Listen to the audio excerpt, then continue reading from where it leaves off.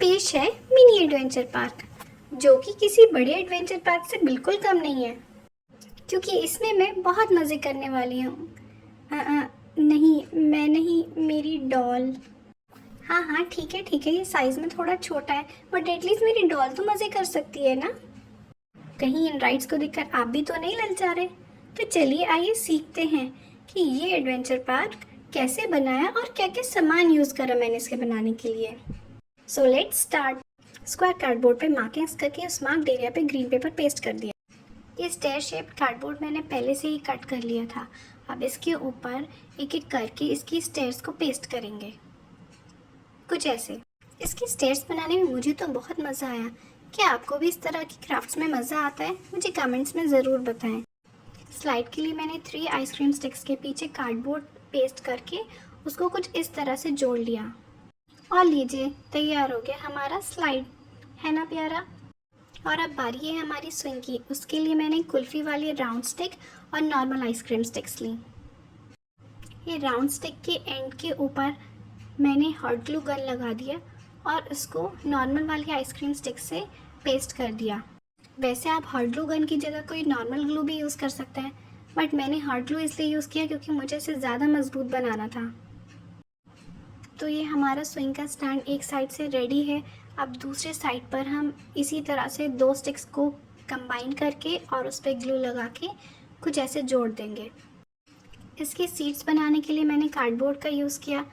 उसे कुछ इस तरह से कट करके इसके हैंडल भी बनाए, सेफ्टी भी ज़रूरी है ना।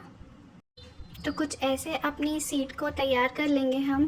तो चलिए अब बढ़ते हैं इस प्रोजेक्ट के सबसे ख़तरनाक और सबसे डिफ़िकल्ट वाले झूले की तरफ, जो है फेरिस व्हील।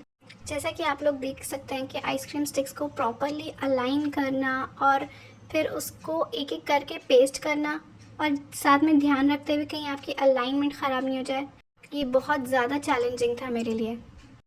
वैसे ये तो है, कोई काम जितना ही ज़्यादा चैलेंजिंग हो या जितना मुश्किल हो, उसको करने में मज़ा भी उतना ही आता है। क्या आप भी मेरी बात से सहमत हैं? मुझे कमेंट करके ज़रूर बताएं अगर आप भी ऐसा ही मानते हैं तो।